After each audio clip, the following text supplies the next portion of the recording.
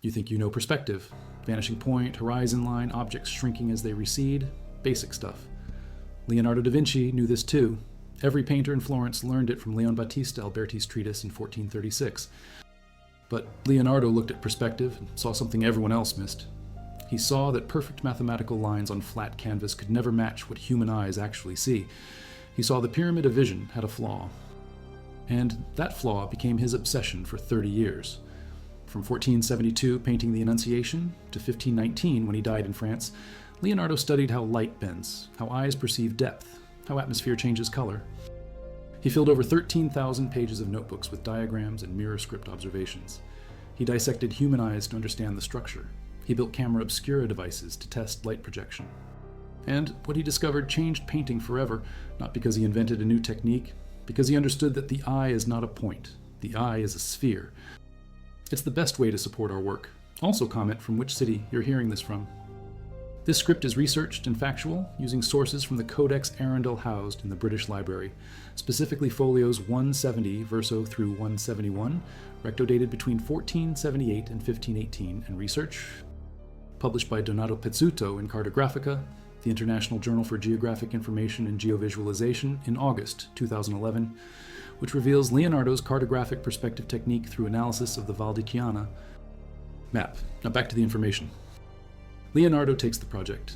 He sets up his perspective grid with meticulous precision, uses a millimetric ruler, pointed stylus, pins, and fine threads. The orthogonal lines converge perfectly on a single vanishing point located in the tallest mountain in the background. Textbook linear perspective. Alberti would be proud. But something's wrong. The Virgin Mary's right arm twists oddly. The lectern doesn't sit correctly in space. The stonework behind Mary shows visible distortions. Leonardo finishes the painting, delivers it, then he starts testing. Eye unmoving. The perspective holds. Perfect mathematical projection. He shifts his gaze naturally, the way humans actually see. The illusion breaks. Objects at the edges appear distorted. The flat projection doesn't account for the spherical nature of vision. This is the moment. This is when Leonardo realizes that Alberti's system is an idealization, a beautiful mathematical fiction. The human eye does not see like a geometrical point projecting onto a flat plane. The eye is curved. The retina wraps around the interior. Vision involves two eyes working together, not one. Binocular vision creates depth perception through the slight differences between what each eye sees. Leonardo writes in his notebooks, "Perspective is nothing else than the vision of a scene behind a flat and clear glass." Then he adds observations that challenge this very definition. He notes that the pyramid of vision assumes straight lines, but he doubts the lines are straight. He draws diagrams showing how light might bend, how vision might curve. Between 1480 and 1481, he's working with perspectographs, mechanical devices for drawing in perfect perspective. And simultaneously, he's documenting why they don't work the way theory says they should. 1483 to 1486. Virgin of the Rocks. Leonardo abandons strict linear perspective for something else. The background dissolves into smoky, atmospheric depth. No hard edges. No clear architectural lines converging to a point. Instead, colors fade. Details blur. Distant rocks become less saturated, shift toward blue-gray. This is atmospheric perspective, also called aerial perspective. The phenomenon where particles in the air scatter light, making distant objects appear lighter, bluer, less distinct. Pompeian frescoes from 30 BCE showed artists understood this effect, but Leonardo is the first to study it scientifically. He writes, "The air itself affects what we see." He believes water molecules in the atmosphere cause the effect. He's partially correct. The higher you go, the more particles, the bluer the air appears. He applies this understanding systematically, measures how much detail is lost at various distances, calculates color shifts, tests how much white to add to simulate haze. The Virgin of the Rocks shows mountains receding in layers, each layer progressively lighter, bluer, less defined. The effect creates convincing spatial depth without a single vanishing point line visible anywhere. To fade out like smoke, no hard lines, no visible brushstrokes. Transitions so smooth they appear dreamlike. How does he do it? He builds up countless thin layers of translucent oil paint, sometimes 10, 20, 30 layers on a single face. Each layer barely visible, each one shifting the tone incrementally. He blends with brushes, sometimes with his fingers. Antonio de Beatis visits Leonardo's studio and describes seeing the master use his hands directly on the canvas. Fingerwork allows subtle control, impossible with bristles. The result is that Leonardo eliminates the outline. In nature, he observes, there are no lines. Objects don't have borders drawn around them. They transition into their surroundings through gradual changes in light and shadow. Sfumato mimics this natural phenomenon. Look at the Mona Lisa's smile, painted between 1503 and 1506. The corners of her mouth have no defining edge. The shadow blends imperceptibly into the flesh tone. The expression becomes ambiguous because you can't pin down where smile ends and neutrality begins. This is intentional. This is Leonardo understanding that human perception is not binary. We see in gradations, not in lines. Leonardo takes on the massive mural in the refectory of Santa Maria delle Grazie in Milan. 29 feet wide, 15 feet tall, he uses linear perspective again, but with purpose. The vanishing point sits precisely on Christ's right eye. Every line in the architecture, the ceiling beams, the wall panels, the table edges, all converge on this single point. The composition forces the viewer's eye to Christ, but Leonardo doesn't stop there. He manipulates the perspective subtly, compresses the background space, frees it from the requirement of a fixed viewpoint. You can walk along the length of the refectory and the perspective holds from multiple positions. This shouldn't work according to Alberti's rules.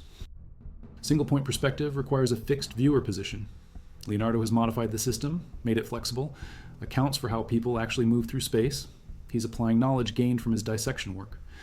By this point, Leonardo has dissected over 30 human corpses. He's drawn the cranial cavities, mapped the optic nerves, understood that the eye receives an inverted image. He's the first to compare the human eye to a camera obscura. Light enters through the pupil like light through a pinhole, projects an upside-down image onto the retina like an image on the back wall of a dark chamber. He writes detailed notes on how the structure and movement of the eye affects vision. How vision is relative and variable, how pushing the eye upward with a finger causes the visual field to lower. He studies bird eyes, draws the nictitating membrane, analyzes why birds need transparent eyelids for fast flight and opaque covers to spot predators from below. All this anatomical research feeds back into his painting technique. Leonardo works as military engineer for Cesare Borgia. He's surveying territory, making maps. But these aren't ordinary maps. Leonardo creates what researcher Donato Pizzuto later identifies as cartographic perspective. Aerial views drawn as if Leonardo is flying above the landscape. Bird's eye perspective rendered with enhanced depth. The Val di Chiana map from 1502 to 1503 shows topography in 3 dimensions on a flat surface. He exaggerates vertical heights, uses color and shading to indicate elevation, draws vegetation and towns as tiny vignettes when they appear at all. The map shows the Chiana Valley between Florence and Arezzo with extraordinary precision. Rivers, roads, hills, settlements, all accurately positioned. This is not just cartography. This is Leonardo applying his perspective research to map making. He's synthesizing the vision of perspective space with the measurement of distances, creating an intermediate representation between landscape drawing from life and topographical plan. He demonstrates that the background landscape in the Mona Lisa corresponds exactly to the Val di Chiana map. The painting, he argues, contains 2 disjoint halves of one image. If you place 2 copies of the Mona Lisa side by side, the landscapes connect. The road on the left continues on the right. The water levels align. The horizon lines up. The bridge and paths form a coherent geography matching the Val di Chiana.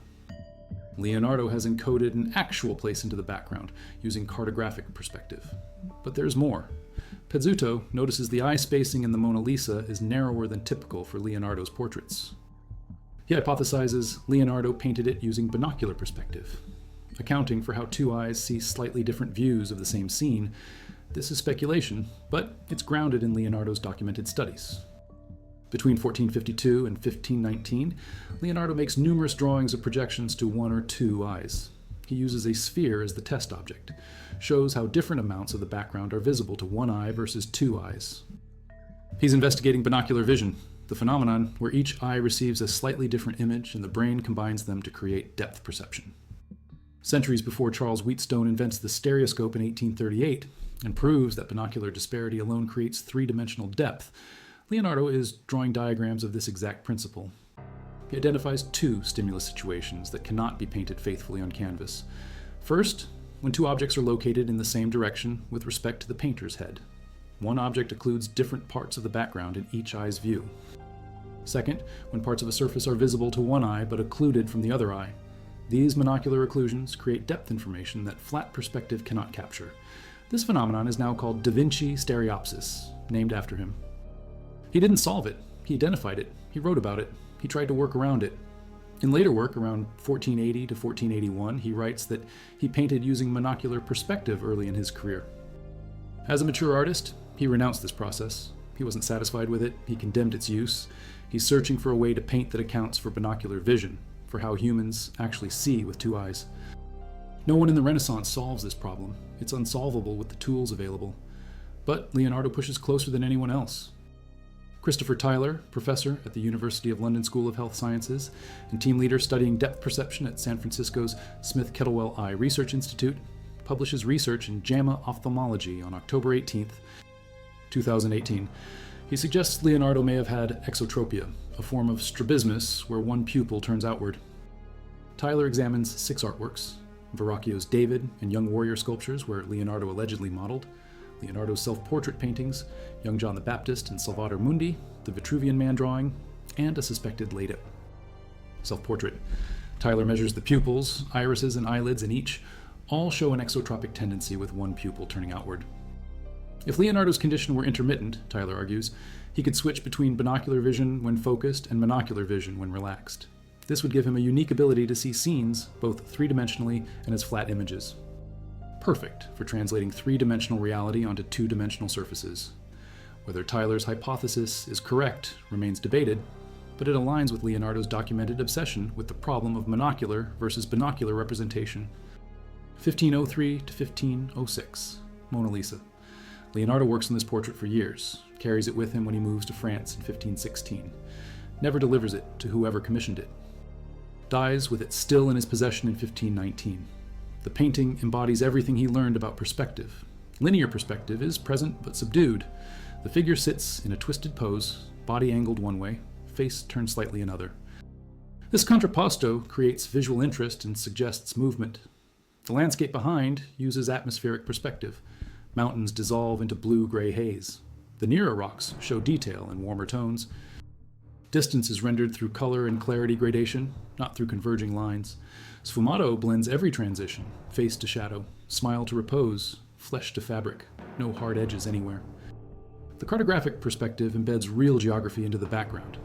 If Pizzuto is correct, Leonardo is showing a specific place from an aerial viewpoint that no human eye at ground level could achieve. He's imagining a bird's eye view and projecting it accurately onto the background while maintaining atmospheric effects. This is synthesis. Natural perspective, artificial perspective, and composite perspective all working together. But Leonardo goes further. He studies the pyramid of vision itself. According to medieval and Renaissance theory, images reach the eye as a perfect pyramid, base on the object, vertex at the eye. Straight lines connecting every point on the object's surface to the viewing point. Leonardo questions this. In the Codex Arundel, folios 221 verso through 220 recto, dated between 1478 and 1518, he draws diagrams where the pyramid lines are not straight. He considers whether light bends, whether the visual pyramid might have curved sides. He's intuiting something about optics that won't be formalized until later developments in physics. He writes, "For Leonardo, the Alberti pyramid was only an ideal."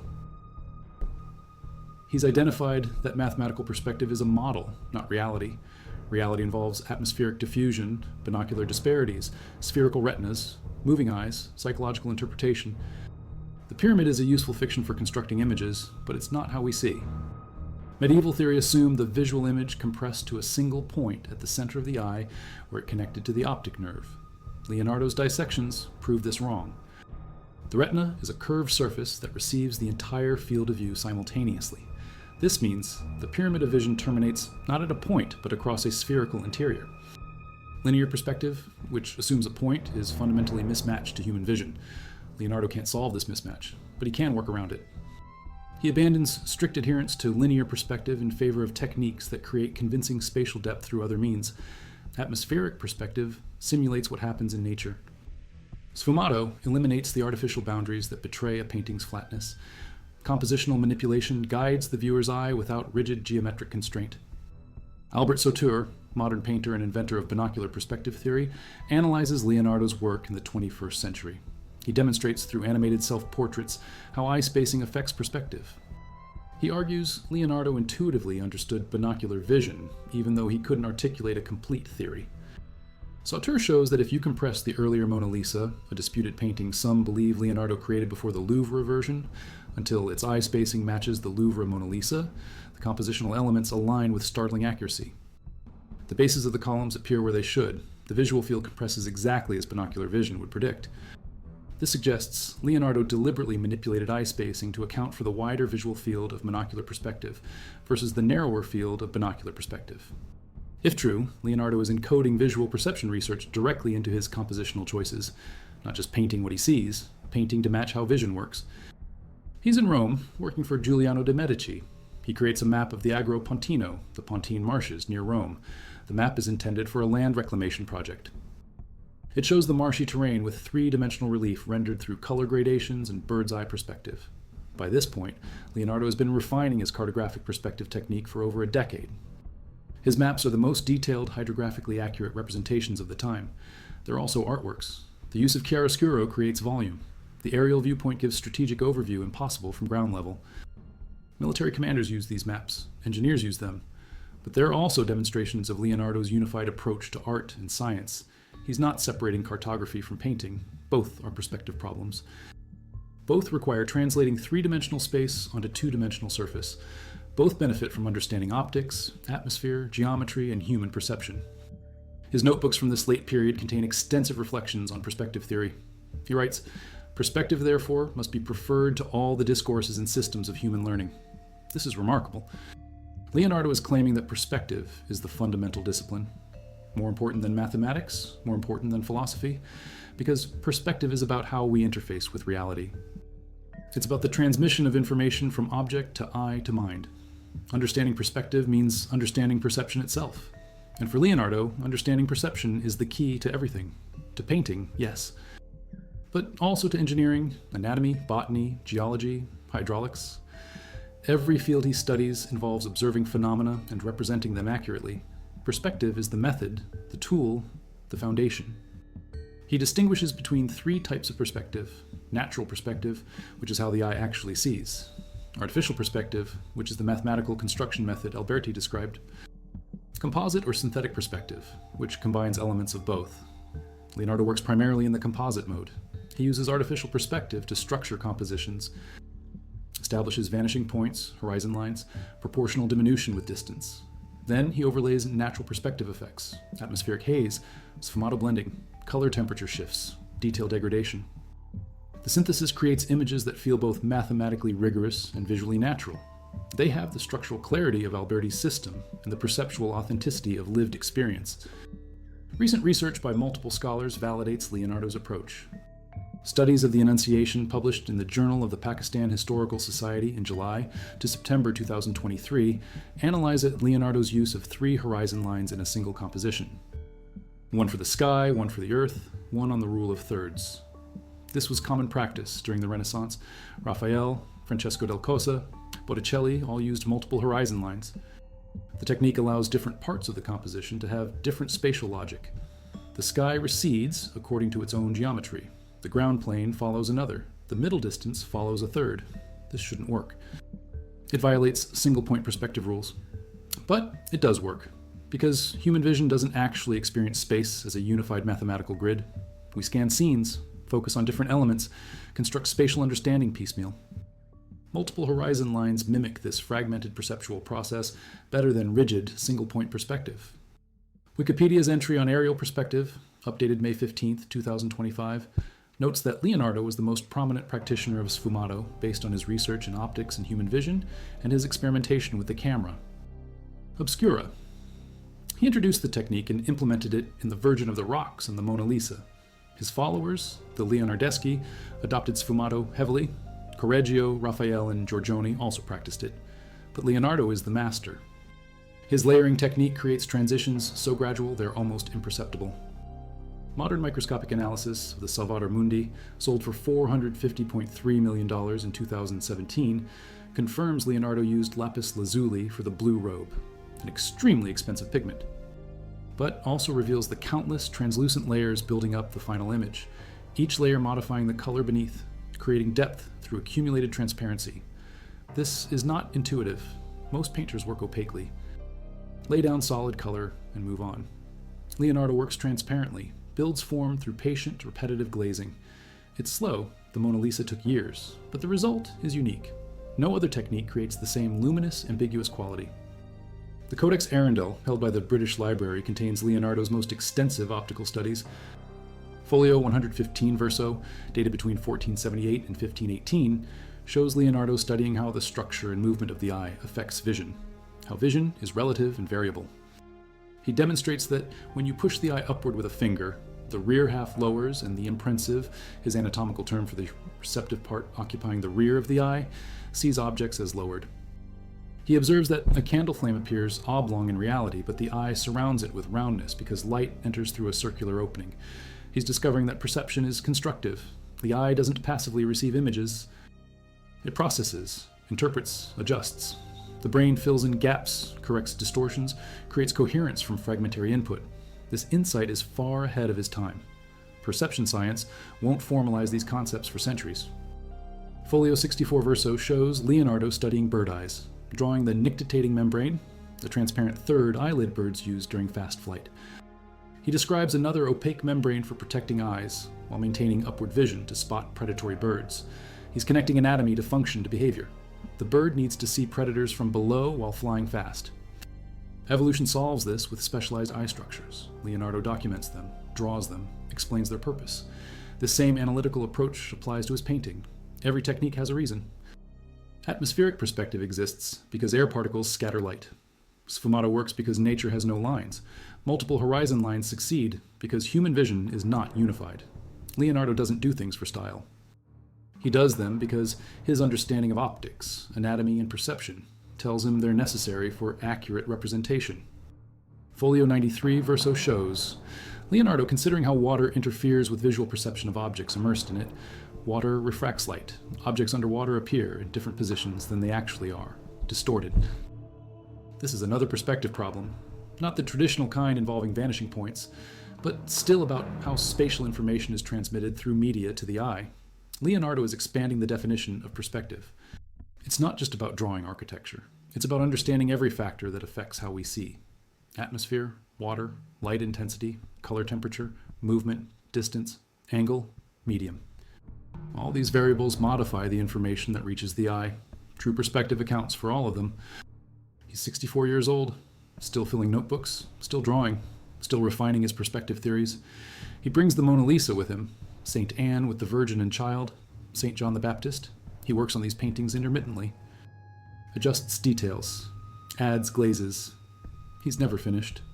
The pursuit of perfect representation is endless because perception is complex and painting is always a compromise. But Leonardo has pushed the compromise further than anyone. He's recognized that mathematical perspective is insufficient, that naturalistic painting requires understanding atmosphere, light, anatomy, and the constructive nature of perception. He's developed techniques that work around the limitations of flat surfaces. Atmospheric perspective creates depth through color and clarity. Sfumatos eliminates betraying edges. Compositional flexibility allows multiple viewing positions. Cartographic perspective brings aerial viewpoints to landscape backgrounds. Claude Monet paints haystacks and cathedrals at different times of day to capture atmospheric effects on color and light. Georges Seurat develops pointillism, building form through accumulated dots of color. It's a different technique but similar principle to Leonardo's glazing, constructing the final image through accumulation rather than direct application.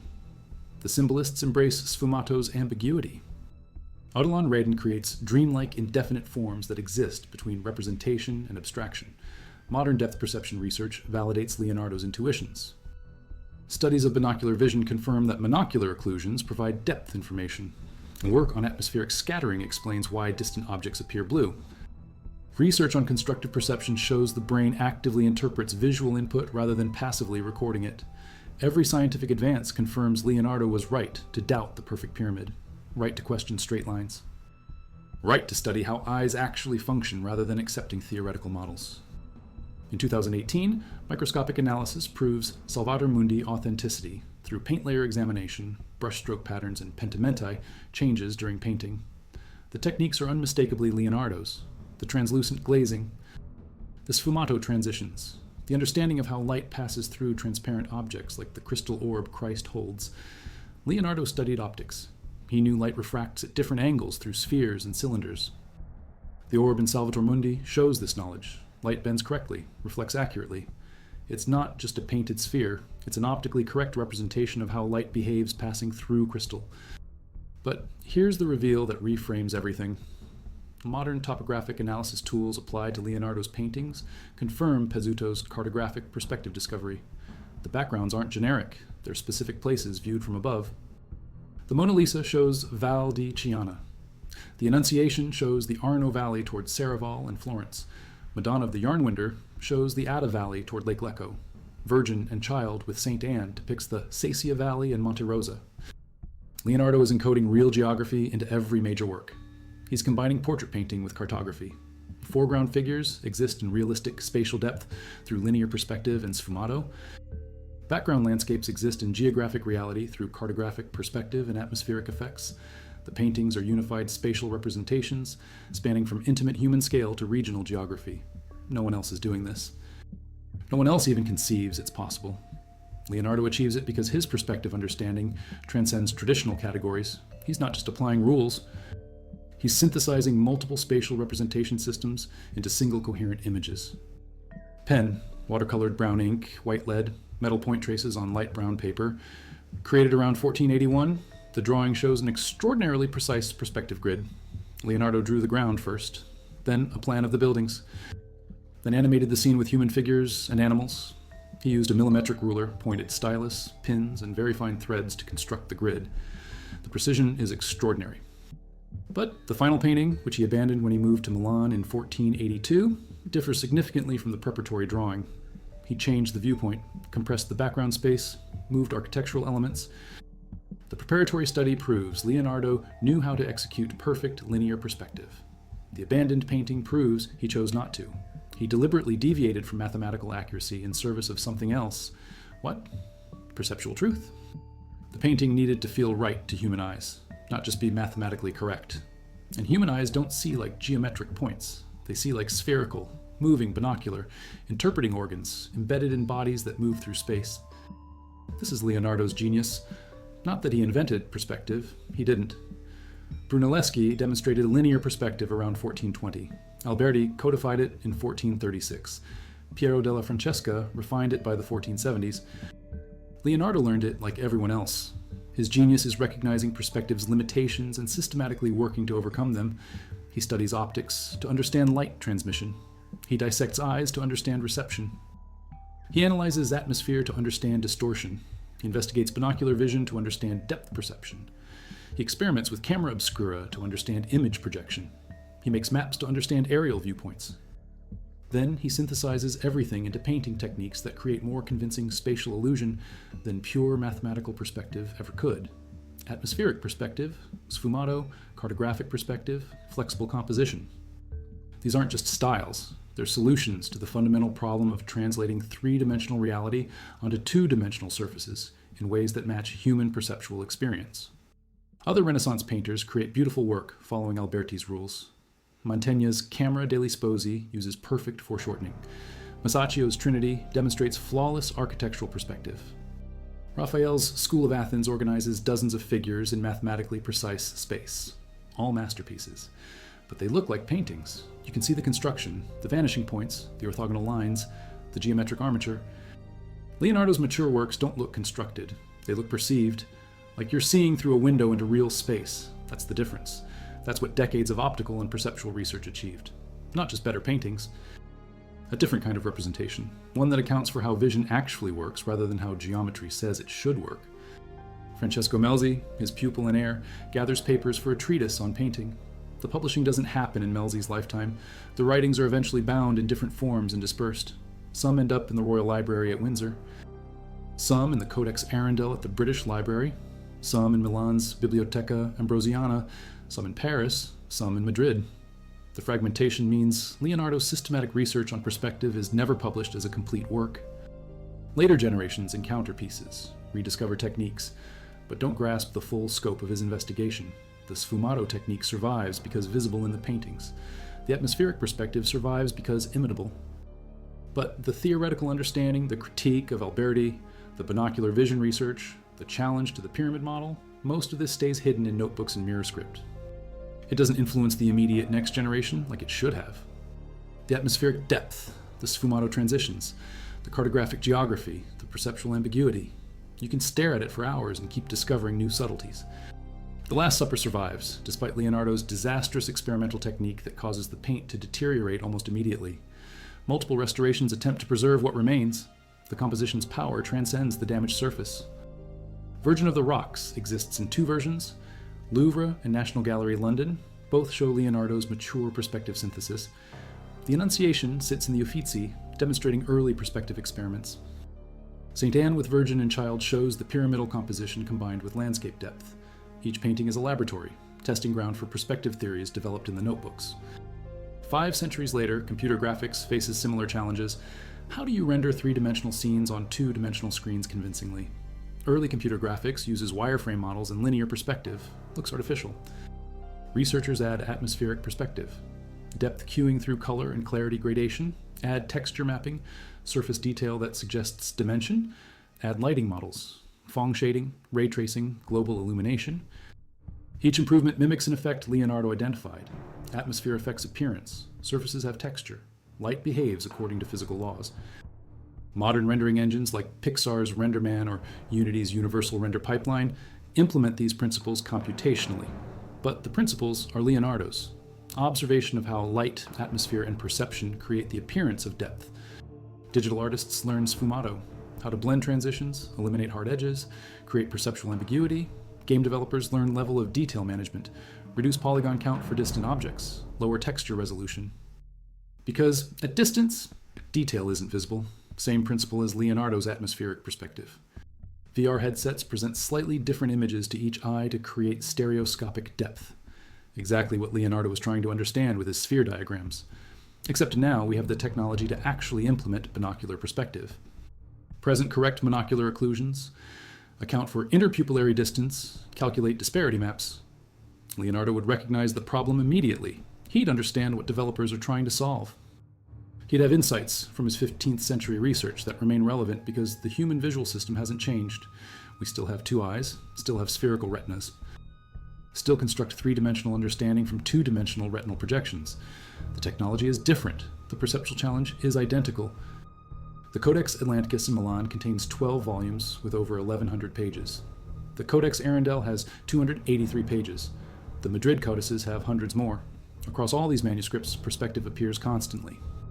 Sometimes as explicit diagrams and explanations, sometimes as background to other investigations.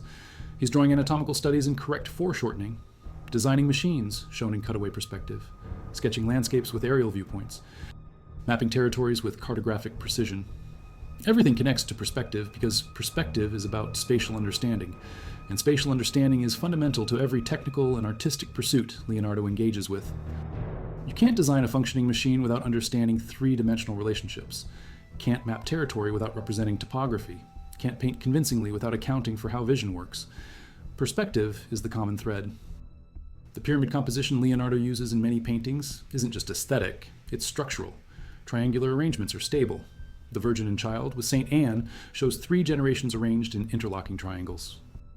Mary sits on Anne's lap. Christ Child sits on Mary's lap. The composition forms a pyramid that directs the eye upward while maintaining balance. But it's not flat. The figures twist, turn, occupy different depths. The pyramid exists in 3-dimensional space, not just on the picture plane. Leonardo is using geometric composition to organize complex spatial arrangements. The pyramid guides the viewer's eye through the depth of the scene. It's both a compositional device and a perspective tool, structuring how we read the spatial relationships. The figure is shown in 2 positions superimposed, arms and legs in different configurations. This is motion perspective, showing sequential positions to indicate movement through time and space. The figure is centered in both a circle and a square. These geometric forms reference ancient proportional systems, Vitruvius's architectural theories, but they're also perspective constructions. The circle is the plan view, the square is the frontal view. Leonardo is showing how the same object appears different from different viewpoints. This is projection perspective, one object, multiple representations. The same principle he'll apply in his anatomical drawings, where organs are shown from multiple angles on a single sheet, different perspectives of the same structure allowing complete spatial understanding. His mechanical drawings push perspective further. Cutaway views show internal workings. Exploded diagrams separate components while maintaining spatial relationships. Assembly sequences indicate how parts fit together. These are all perspective innovations, not just showing objects as seen from outside, revealing internal spaces, projecting through solid matter. Leonardo is inventing technical illustration, the visual language of engineering. Every modern instruction manual, every architectural cross-section, every medical diagram showing internal anatomy descends from Leonardo's perspective experiments.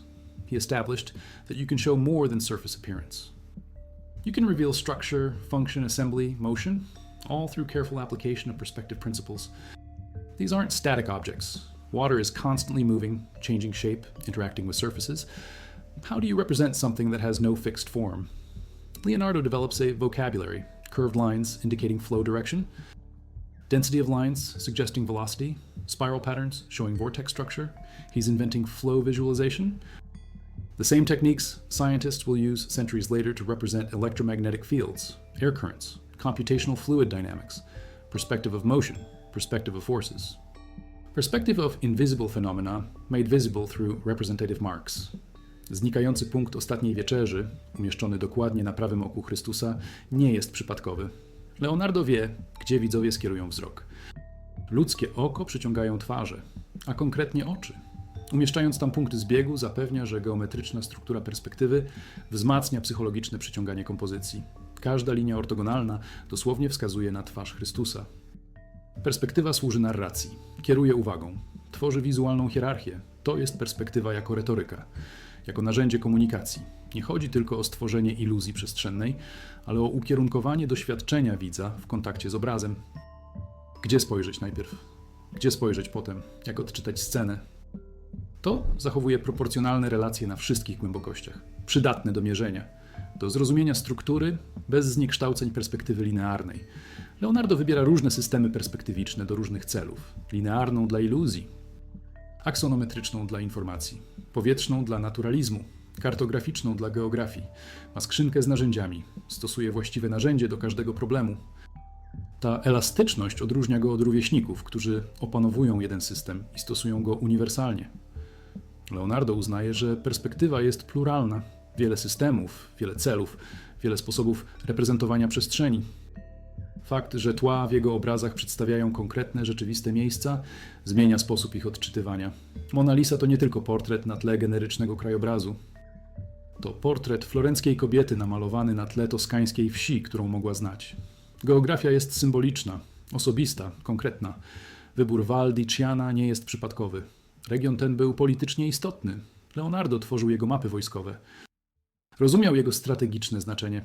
Włączenie go do portretu dodaje warstw znaczenia. Tożsamość regionalna, kontekst polityczny, osobisty związek z miejscem. Wszystko zakodowane wizualnie poprzez perspektywę kartograficzną. Portret działa na wielu poziomach jednocześnie. Osobistym, regionalnym, technicznym, artystycznym.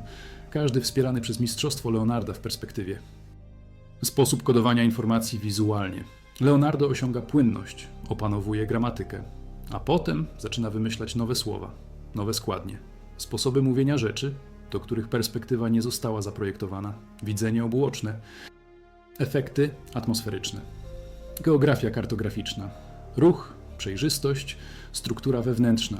Jego współcześni piszą zdania, Leonardo pisze poezję, mówi więcej, mówi to lepiej, tworzy obrazy, które działają na poziomach jednoczesnych i subtelnych, które nagradzają długotrwałe patrzenie, które zawierają więcej informacji niż wydaje się to możliwe na płaskich panelach.